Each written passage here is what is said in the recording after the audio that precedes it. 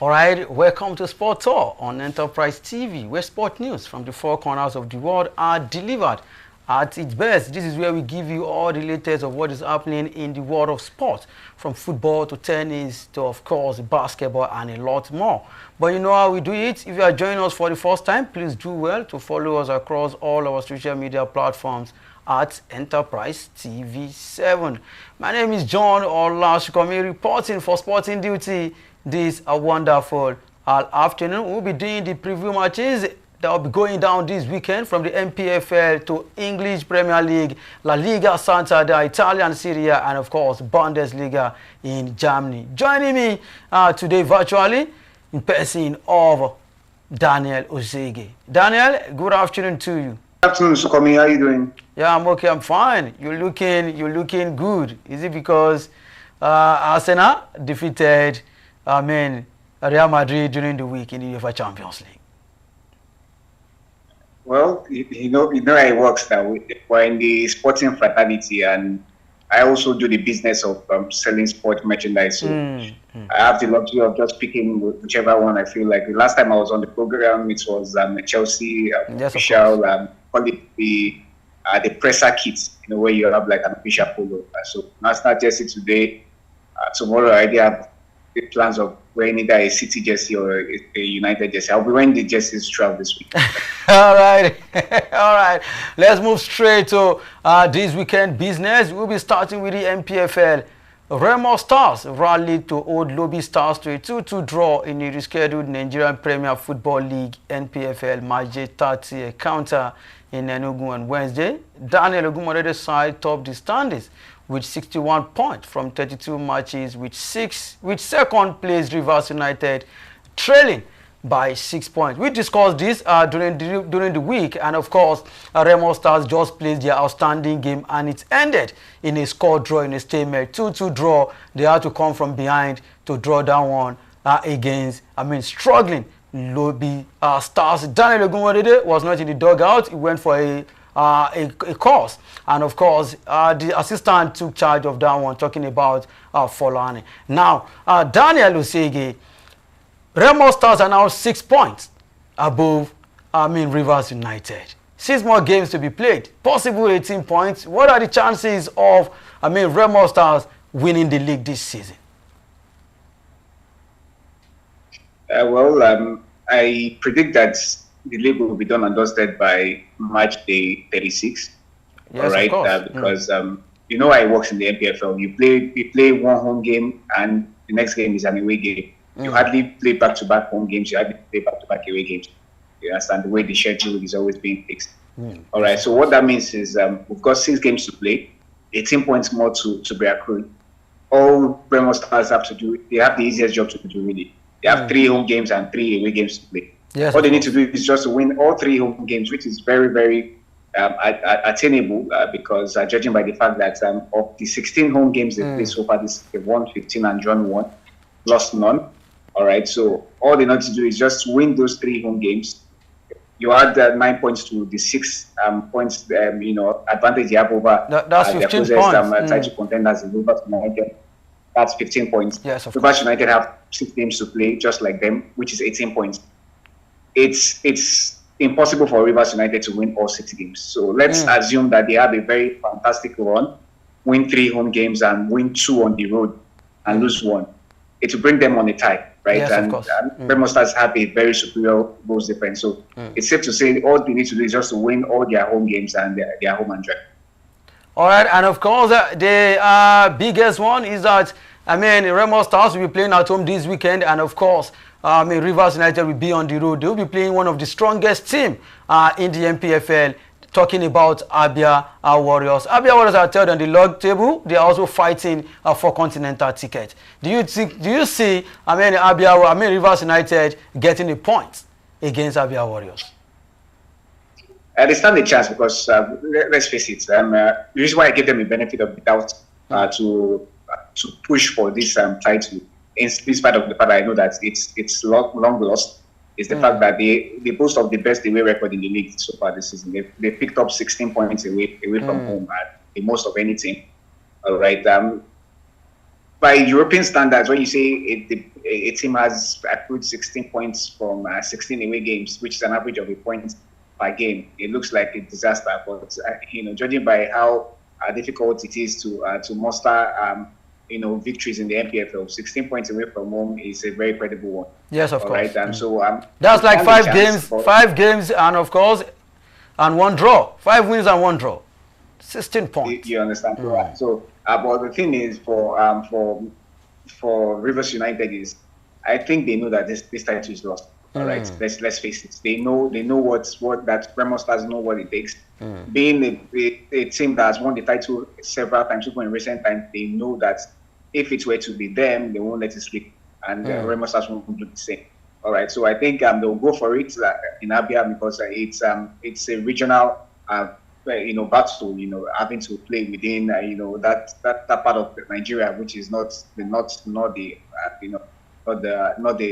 west, talking about the southern part of Nigeria. So it's something that is achievable, but because of the drive that Abia Warriors currently have, they've had a brilliant season so far, and they can smell it that they are finally going to nick a continental title spot. Let's not forget that I think they are 4 points above Ikorodu United, who are in 6th position, or Ikorodu have a game in hand. Yes, of course. And that game in hand is at home. All right, so it's like a victory on its own. So, judging that they are aware that there's a possibility that they are just 1 point above Ikorodu City for that final continental slot to ride the lead. You want to tell me that there's no way they're not going to give it their all to win all their home games and try to pick 1 or 2 results away from home. So it looks like it's going to be mission impossible for Rivers United.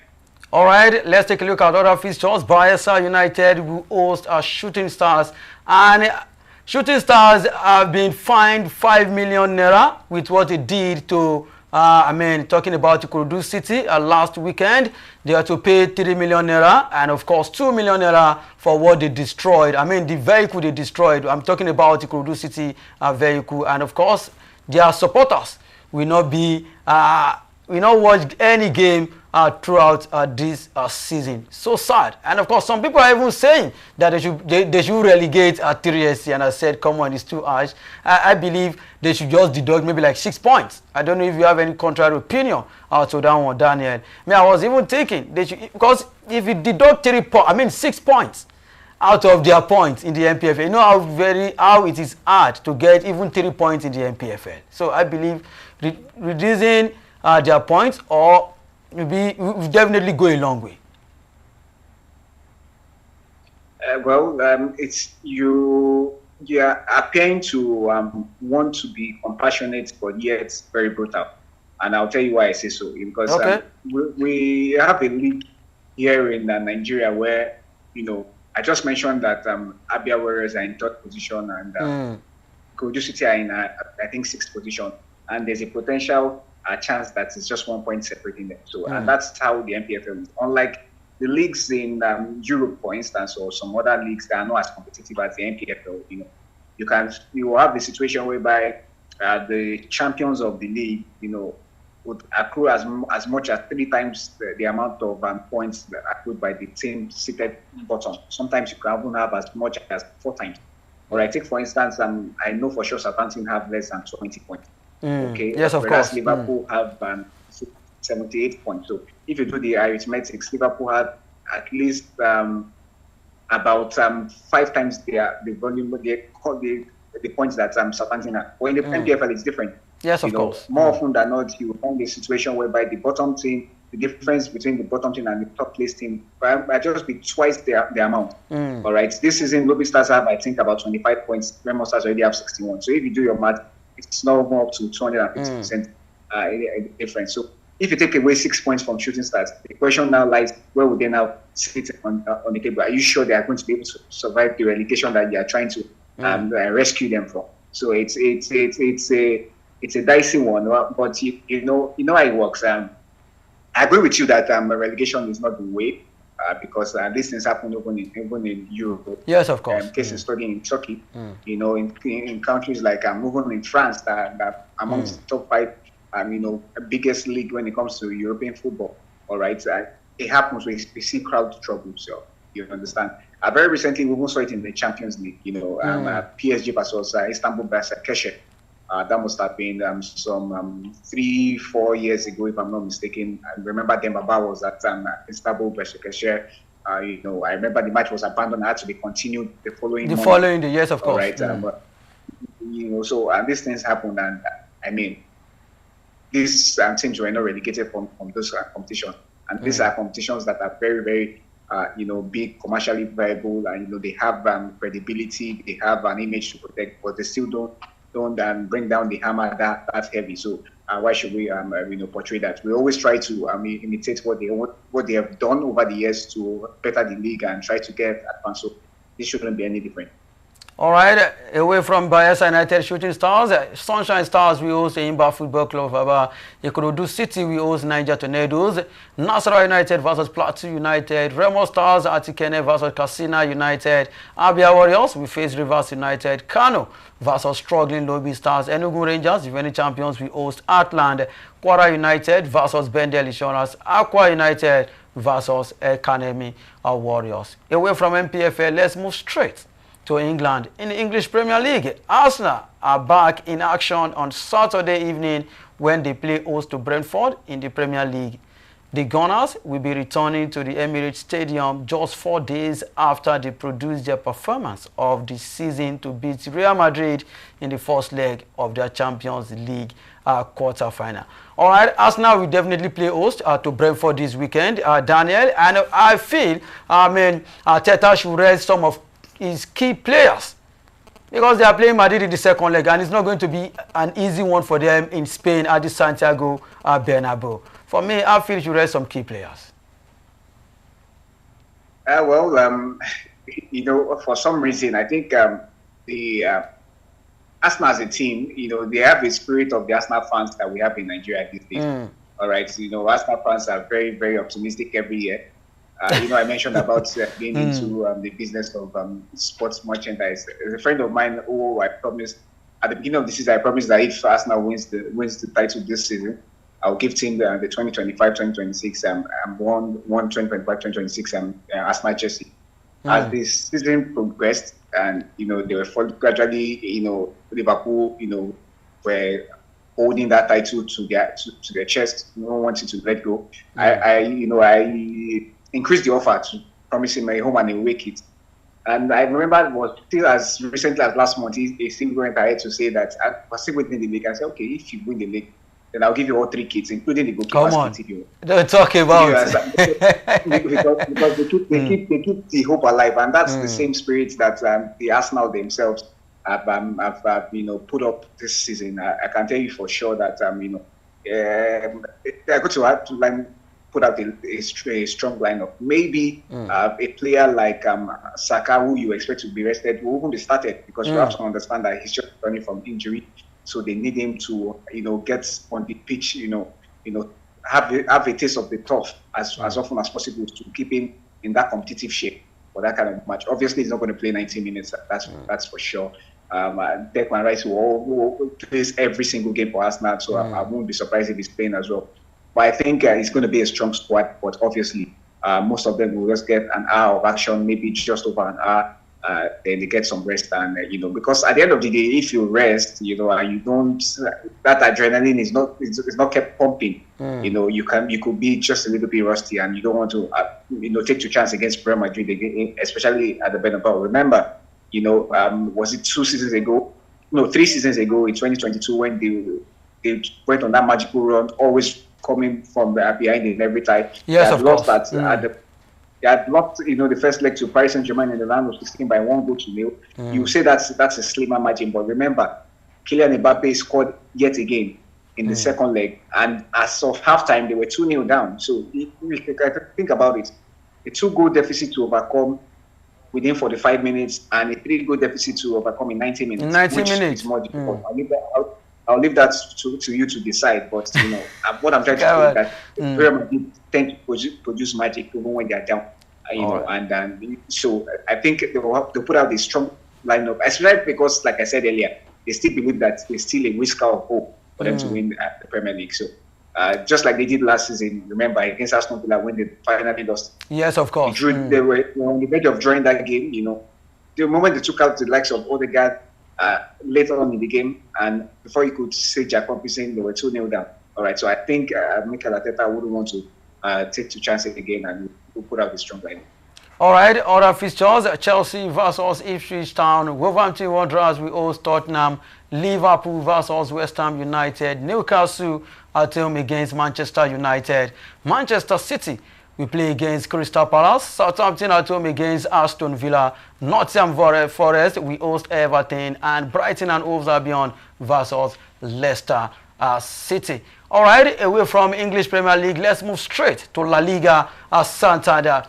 Following their bitter defeat to Arsenal at the Emirates on Tuesday, Real Madrid players showed up at the Valdebebas to start preparations for the challenges ahead. The Spanish and European champions are set to play Deportivo Alaves in La Liga on Sunday evening, aiming to bounce back to winning ways after 2 consecutive losses. Heading into Sunday's contest in Victoria, beg your pardon, Real Madrid have been handed a boost as midfielder Dani Ceballos resumed training with the rest of the group. If you ask me 1 million times, I would say Real Madrid really miss Ceballos a lot. And of course, this weekend they will be playing away from home against Alaves. Like I said when we're talking about Arsenal, should they rest players again? Against Alaves, because they need full concentration of these players. But like you rightly said, Daniel Usegue said they have to play them, but maybe not 90 minutes so that they will be in good shape. They will not be much rusty against Arsenal. Real Madrid are still chasing La Liga, and of course at the same time, you know what they can do when it comes to Champions League. Well, Real Madrid have more reason to put out a very strong lineup than Arsenal because they are barely 4 points behind Barcelona. All right, that's a league that is, we'll say it's assailable. They can still usurp Barcelona just as they had the bad time last weekend. If Barcelona go on to lose and go on to win this weekend, then they reduce the deficit to about 1 point. All right, so they have no choice. They put themselves in this situation. Had it been they had won against Valencia, you could have said, okay, maybe could have put out a less strengthened side. But they have no choice. They have to win this one to give them any chance of winning the La Liga or Wolverhampton mounting a very strong challenge. And it's right because they are as good as out of the Champions League, and it's even good that they're playing at home in the second leg. So when they crash out, they don't need to go hit the airport. They just go to their. Come on, you're talking about. Yeah, and so they are left with no choice actually, and the players really need to step up. A very strong, performance, a walloping is what they need over this weekend, so that will give them the much needed motivation to know that they can, overturn the deficit against Arsenal in the second leg. All right, Alaves versus Real Madrid. Leganes, we host Barcelona that demolished Borussia Dortmund. What are your thoughts on Barcelona versus Leganes? Barcelona will be playing away from home. Like they say in Nigeria, when it comes to football analysis, there's no need for analysis that will lead to paralysis sometimes. Barcelona have been unstoppable this year, and they've been unbeaten. They've been unbeaten this year. 23 games so far? Yes. That's crazy. It's the turn of the new year, and this is a team that was already fantastic from the beginning of the season. Now they've moved from GF5 to maybe GS16, where others are driving cars that have probably 5 gears. They are driving tractors, trailers that have probably 16 gears, and they've moved all the way to the 16 gear. All right. Robert Lewandowski, a lot of people have not been talking about him, and I said it. I've always said it that this dude still has a lot to offer Barcelona. 40 goals in all competitions so far this season, remarkable. At the age of 36, even at 36, it's going to be 37. In four months from now, he's going to be 37, and he's doing 40 goals in all competitions. 11 in the Champions League already. Set the record for the first player to have scored 10 or more goals in a single campaign for 3 different teams. I mean, this is a competition that has had Ronaldo, Messi, the best of the best. And even Ronaldo didn't manage to achieve this for more than one club. So it's a remarkable feat. He's in the form of his life at Barcelona, and he's very motivated because he has already scored 99 goals for Barcelona. He's looking for just one more goal to cap it up at a century of goals for Barcelona, making it, the third team in his career that is going to be achieving such. And, for a player who also has the eyes of, replicating what Ronaldo has done with Portugal, Ronaldo also has scored 100 goals for 3 different clubs and one national team. He's also on the verge of doing 100 for Poland. So the motivation is high for him. He only has 1 year left on his Barcelona contract. Yes, of course. You understand? So he has everything to fight for, and he's improving it because he will want an extension at the top level of football.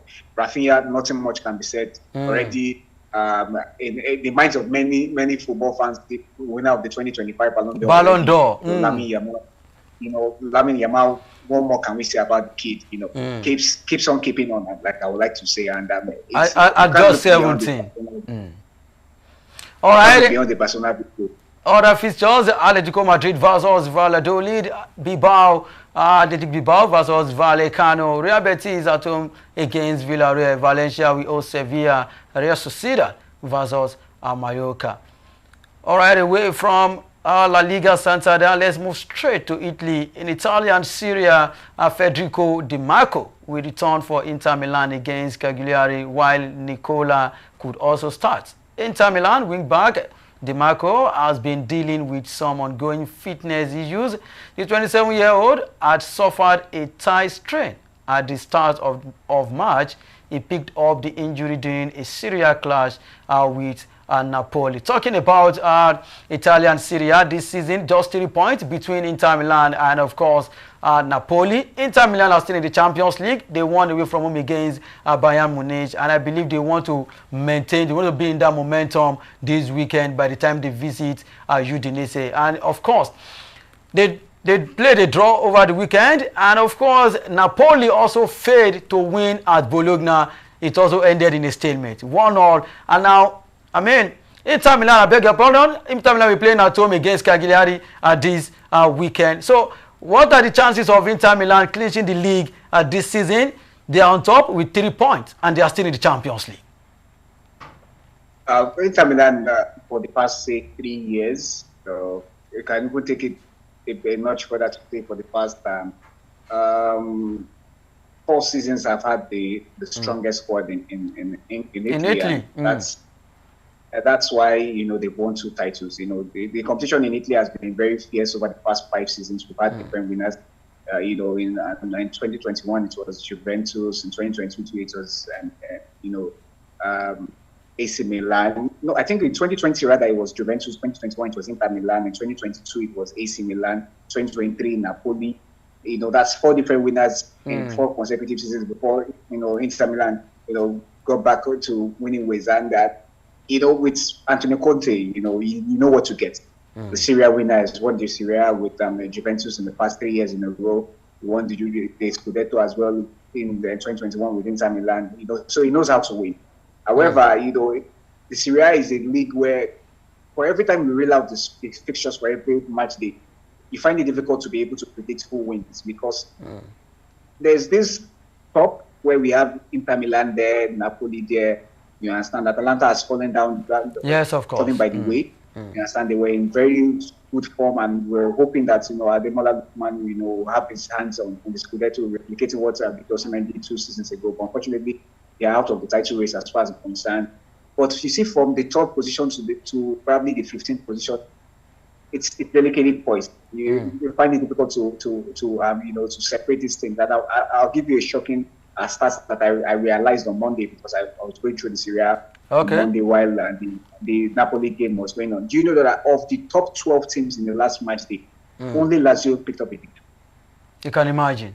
That's crazy. Yes, and so that's how difficult it is in Italy. It's a jungle. It's a real battle in there, and 3 points is not much. You lose one game, Napoli win 1, and let's remember it's unlike in England.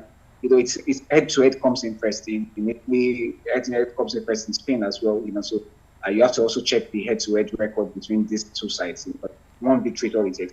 For Inter Milan, it's a good one that they're playing in front of the home crowd. They hardly lose at home at the San Siro. You know, the Giuseppe Meazza is a fortress, and for the fact that they know that the next game in the Champions League on Wednesday will be against Bayern Munich at the Giuseppe Meazza, so they will use it as a very stern test.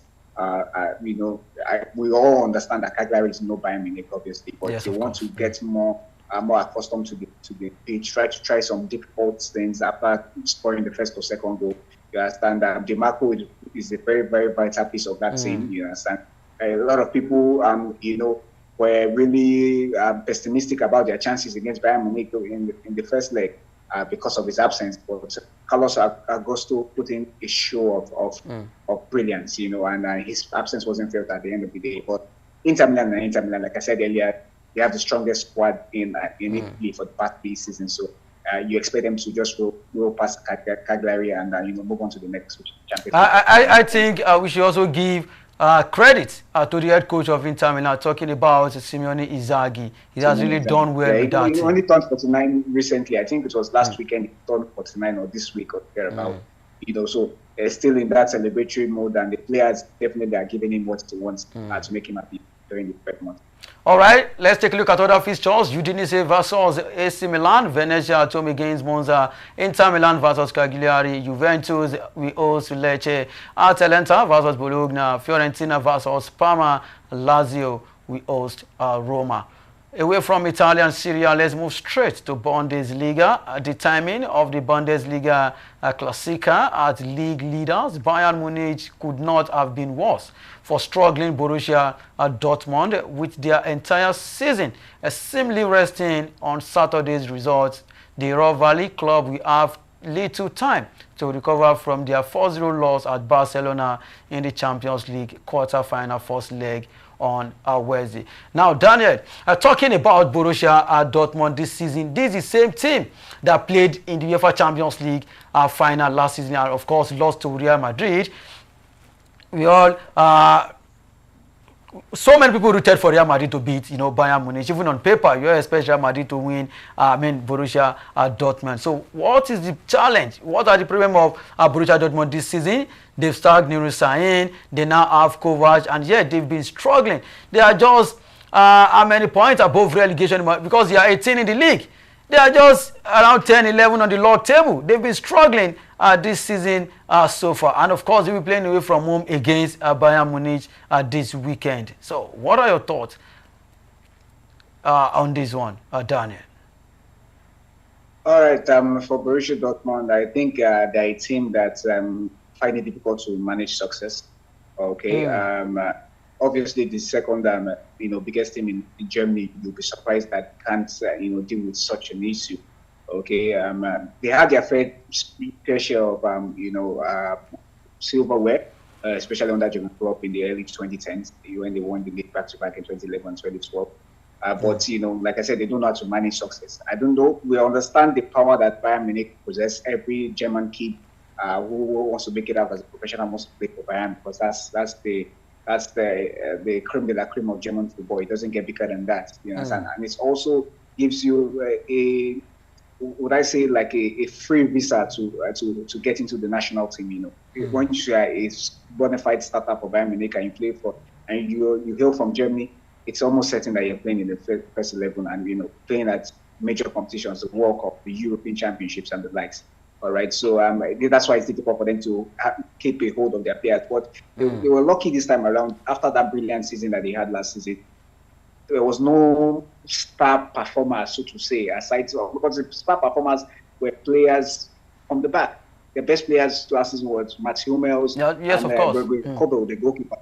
You understand? So, I mean, Bayern Munich already possess Manuel Neuer, so I mean, there will be no need for.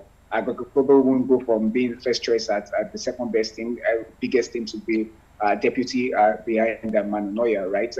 Mats Hummels has already made that switch, ditching Dortmund for Bayern earlier in his career, all right, before, you know, the prodigal son returned, I think in 2019. And managing the success, like I said earlier, is another thing, because it got to a point where Mats Hummels and the coach from last year, you know, weren't seeing eye to eye anymore. Right, the relationship was very toxic, but he had just had to play him because he was experience and he was in a very great form.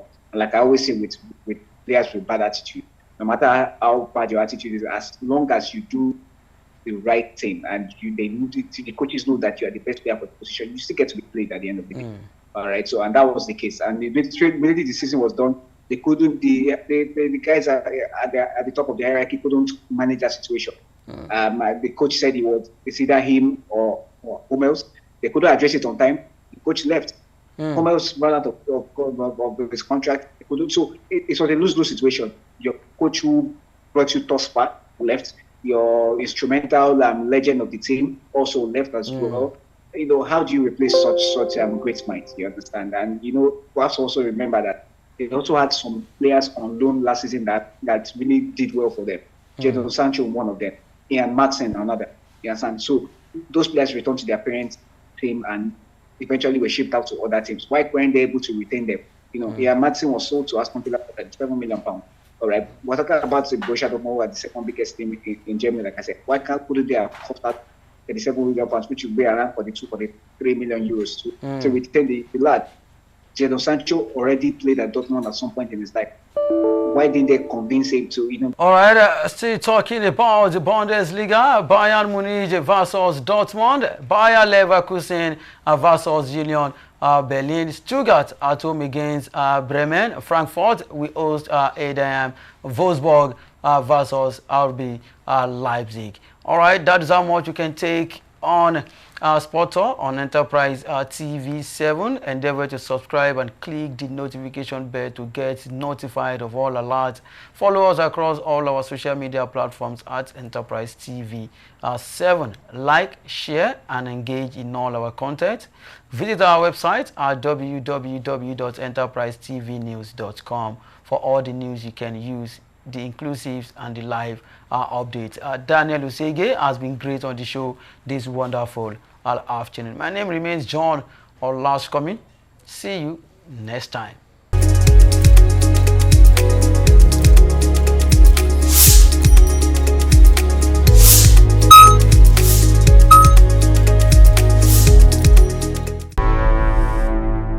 Enterprise TV, a tradition of truth.